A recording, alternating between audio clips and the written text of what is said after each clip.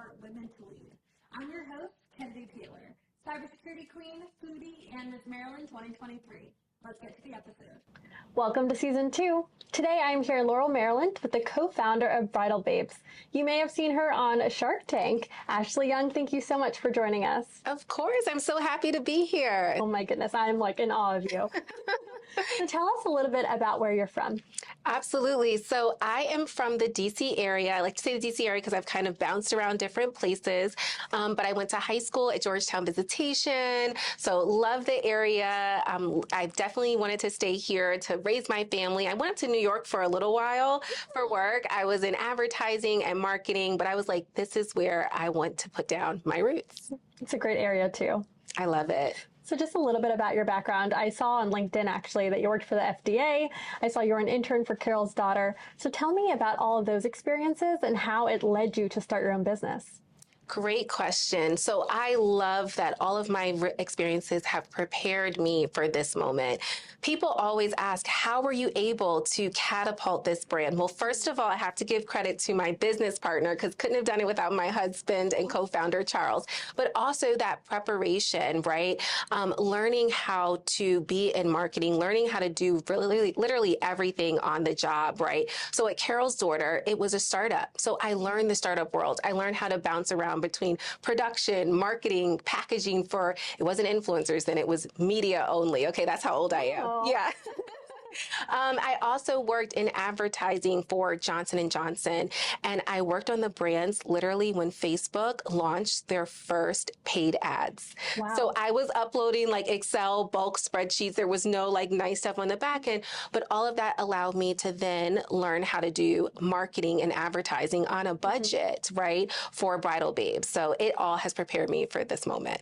Wow. And do you do the marketing now for Bridal Babes? Yes, that is literally my favorite part. If I could not do anything else for the business, because you know, as a CEO, you have to wear so many hats. I roll my eyes because there's so many that I do not want to wear. But I love the marketing. I love production. I love creative. I love doing our fun reels. I love when those reels go viral because I feel like all of my hard work has paid off. Sometimes they don't. But that is literally my favorite part of the job. That's pretty funny because I did find you on Instagram. I think now that I'm engaged, I'm in the like bride algorithm. And when I saw that you're located in DC, I was like, what? So Yes. Very, very excited to have you.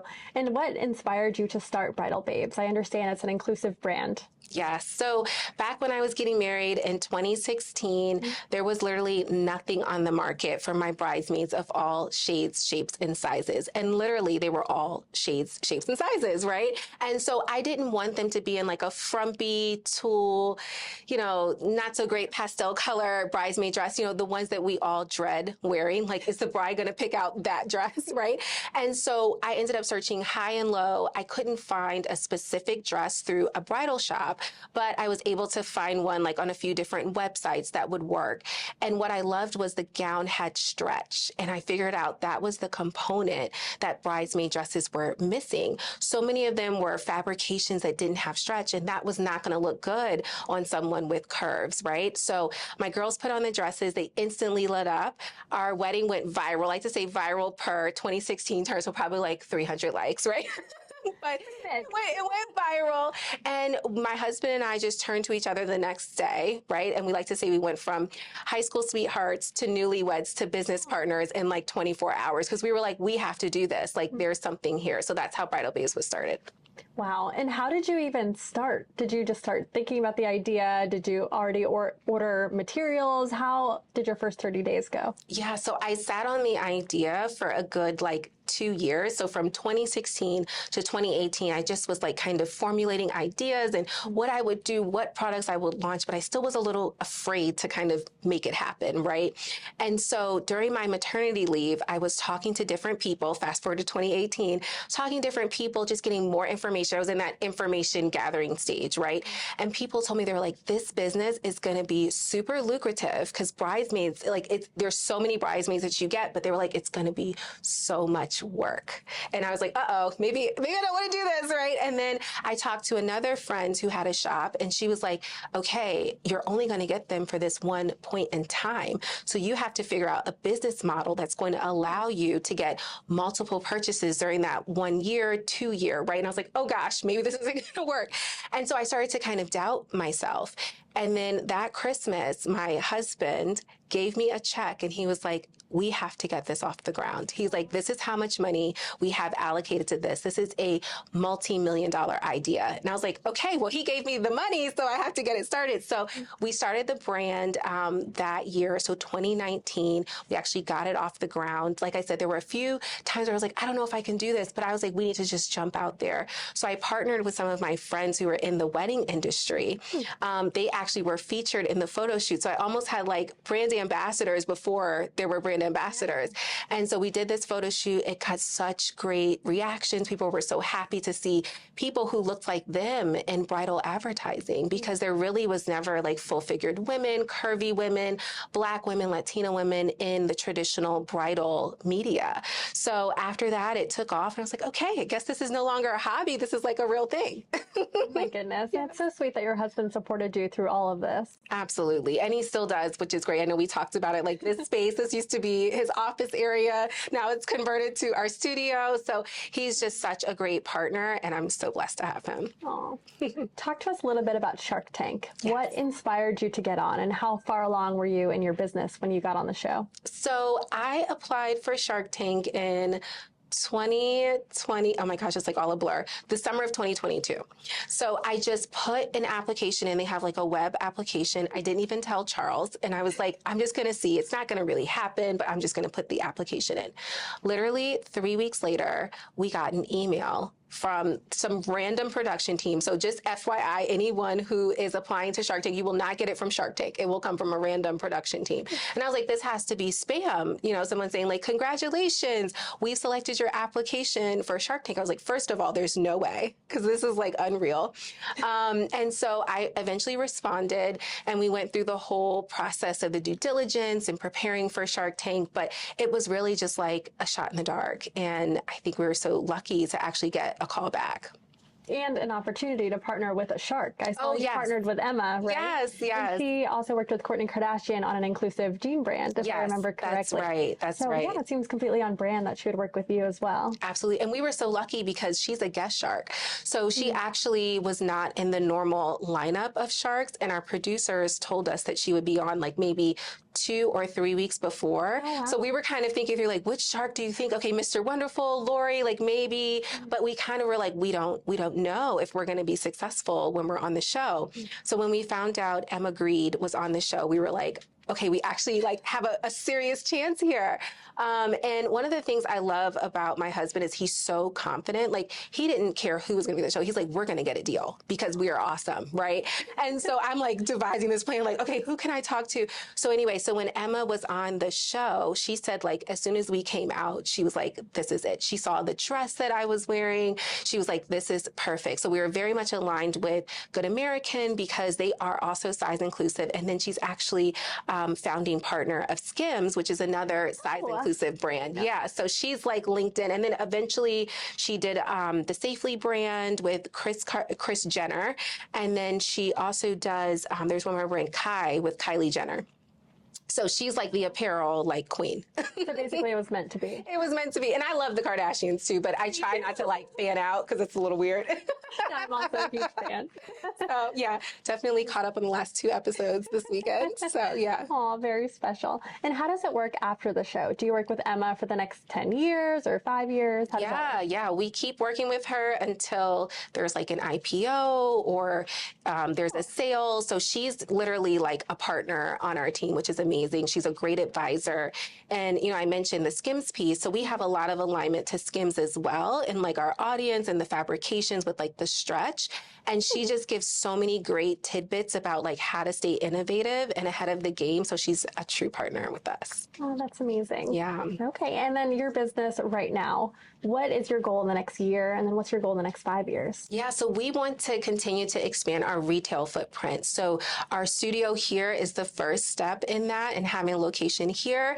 And then we also work with other bridal boutiques to have our gowns. So we have lots of partners now across the East Coast. So we have one in Nashville, North Carolina, Charlotte, North Carolina, one here that we're working with. Actually, another one just reached out recently, Richmond. So we're literally all over.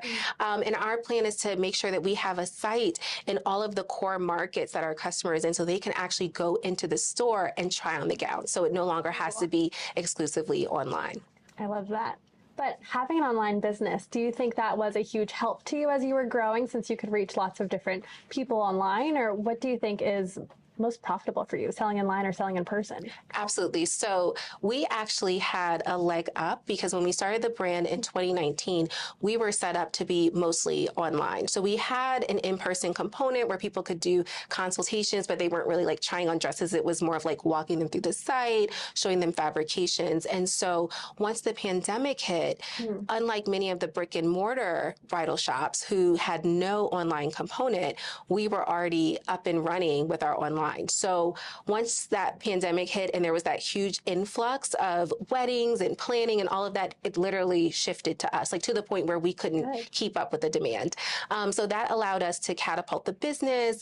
We were setting up things, like I like to say, we were building the ship as we were sailing it, like, oh my gosh, we need to get like a supply chain and like logistics. And that's really when it went from like a small side business to something that my husband and I had to focus on full time because it was just bigger than we had ever imagined.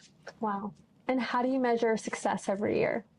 Well, I like to say our success is measured by our community. So a lot of people look at like revenue and profitability, and those markers are great, but our community is what sustains us, right? And so our community on social media, we have over 300,000 followers on, Congratulations. thank you, Facebook, Instagram, and Twitter. And not only are they engaging with our content, but they're giving us a heads up. They're telling us like what style is working. Like when we preview a style, if the girls are saying nothing, we're like, we're dropping that. You know, they don't want it, but they'll ask for different colors. They'll give us suggestions. So when we actually started our bride to be line, which is different t-shirts that say like bride, we had one that said period, and it took the O and made it like an engagement ring. I loved that one.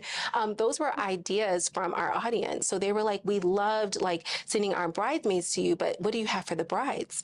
And so we created a whole line for brides based on the requests from our audience. So we love to hear from them, and then they refer us, right? Because we know if there's a bride and then their bridesmaids, at least half of those bridesmaids are going to get married in the next like couple of years. So we like to make sure we keep that word of mouth and referrals going.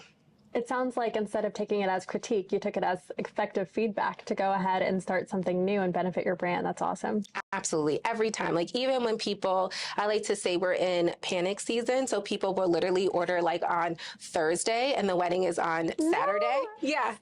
Amazon Prime has like totally taken them to like the next That level. gives me anxiety. Yeah, it does to me as well. Yeah. And we even have girls who come into the studio and they'll say like, my wedding is in October. Can I order one of your signature gowns that take 8 to 12 weeks to produce? We don't have, like, we have some ready to ship dresses that ship out within like 3 weeks. They want the 8 to 12. I'm like, no, you're actually making me have a panic attack, right?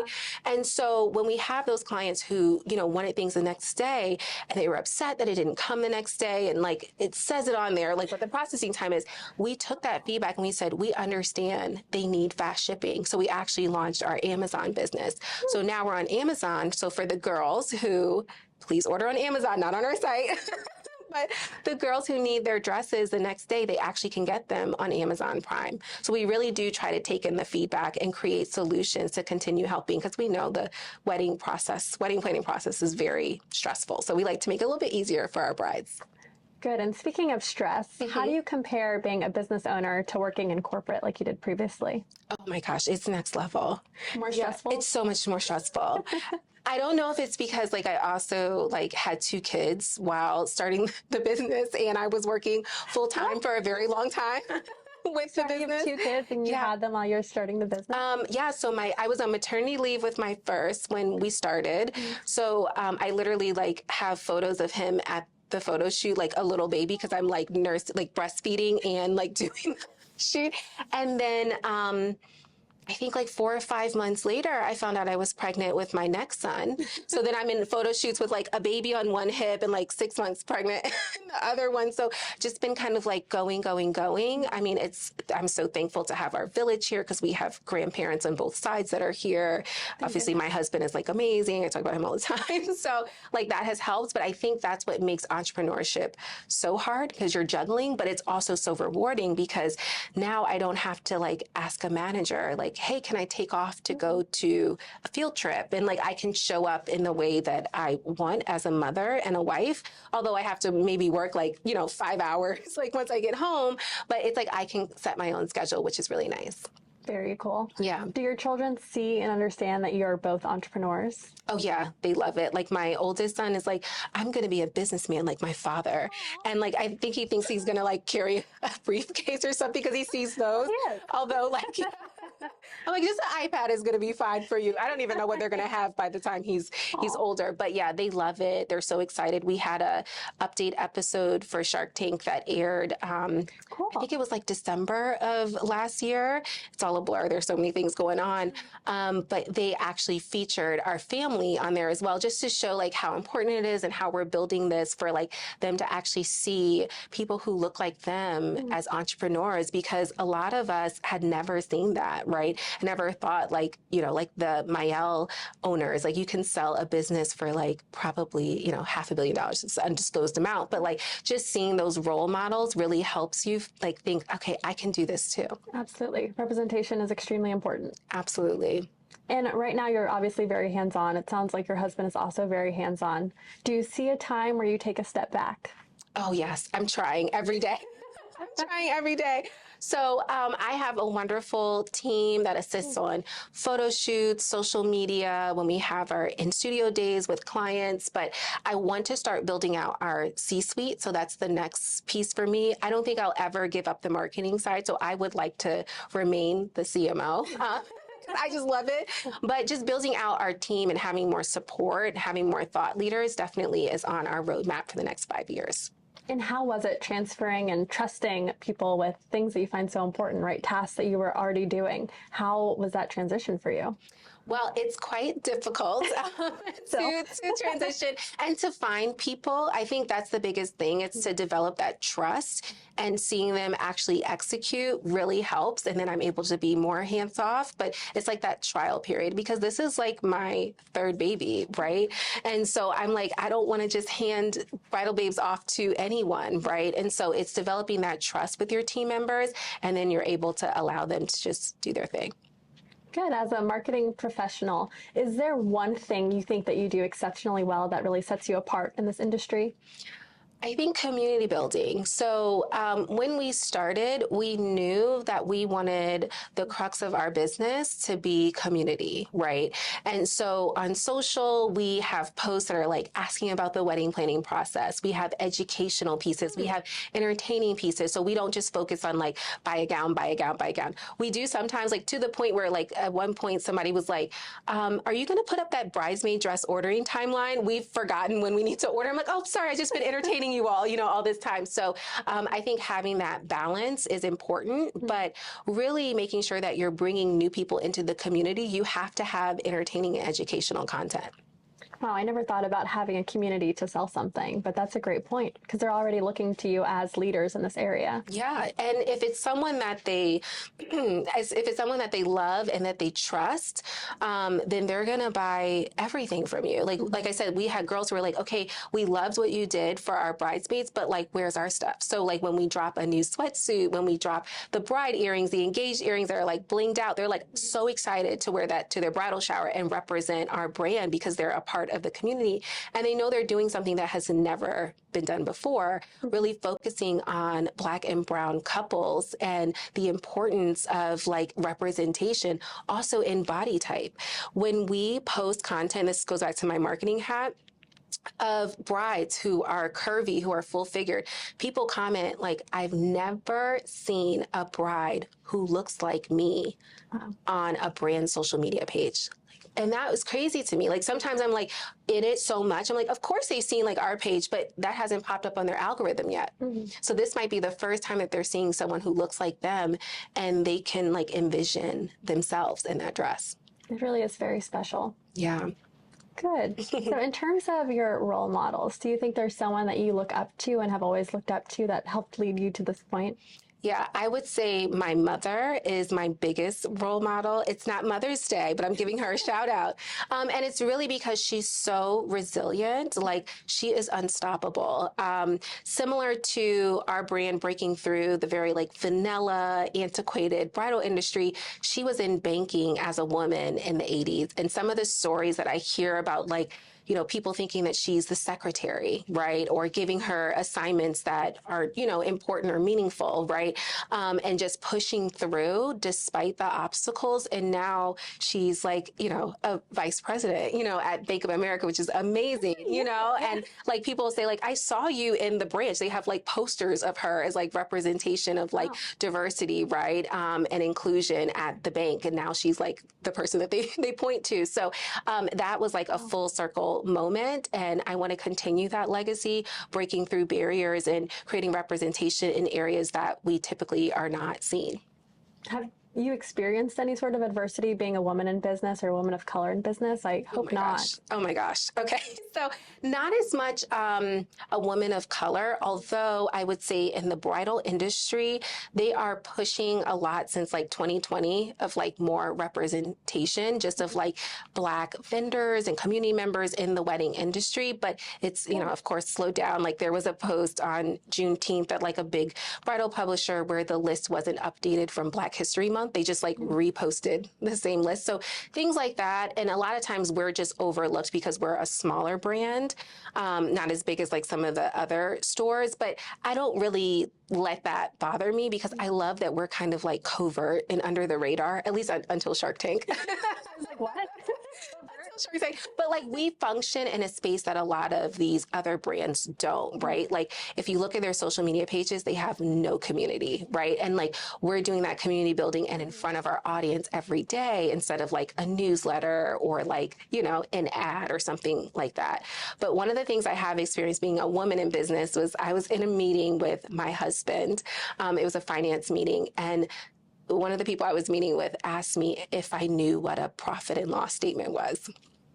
They were like, And didn't ask your husband that? no, they were like, I know he knows, but do you know? Like, it was very blatant. Like, I know he knows, but do you know? And I was like, I went to one of the top business schools, but just say, don't say anything. So I was like, yes, I do. I do know what and I want to be like, I'm the one who sent it to you, you know? But yeah, so certain things like that, like, and I don't even think it's like a microaggression. I think they literally just don't know because they see me and they think I'm just like designing dresses all day and I don't know anything that goes on with the business. But one of the things that I learned, you know, going to business school is that you have to, as a CEO and a leader, you have to know every part of the business.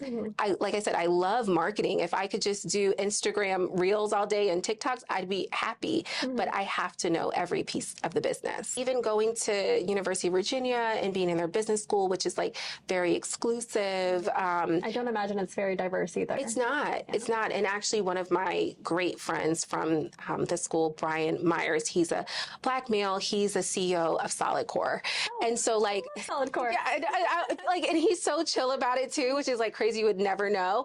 But like I forged a lot of great friendships with the people in the school that were minorities because we were kind of used to that, but also it prepares you for the real world. Because a lot of times when you're in boardrooms, you may be the only woman, you may be the only person of color, and that's okay. Like you're prepared for it at that point. Absolutely. I went to Georgetown, so I think I experienced the same in class. Yeah.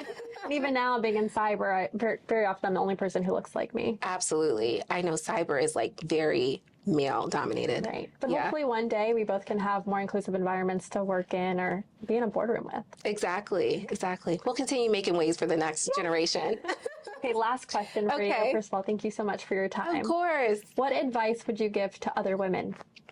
Ooh, this is a good one. I would say have determination and grit because there are so many things that come up as an entrepreneur, as you're starting your corporate career, as you're managing. I don't say balancing because there's no way, just managing, your personal life and your professional life. You just have to have that determination and that grit because there are going to be things that knock you down, things that surprise you, and also like really great things, right? And it's good because like sometimes when those great things happen, you kind of take your foot off the gas and you got to keep having that determination because as soon as you take your foot off, somebody else is going to like swoop in there. Yeah. So I think that determination and grit really prepares you for whatever life has coming your way. Well, it's made you who you are. Thank you. Thank you so much for joining. And how can we follow you on Instagram? All the channels? Yes. So Bridal Babes is just at Bridal Babes on Instagram and TikTok. Those are the main platforms that we're on, but we're trying to experiment a little bit with YouTube Shorts, so you may see us there. We had our first like hit video on there last week, so I'm super excited. And then you can follow me at Ashley Young on Instagram. Amazing. And I will go ahead and link those in the show notes. Perfect. But thank you again for your time. You're a rock star. Thank you. I'm so happy to be here, and congrats to you on your engagement.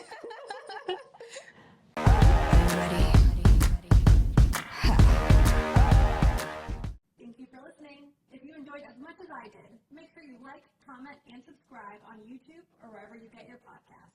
See you Wednesday for a brand new episode.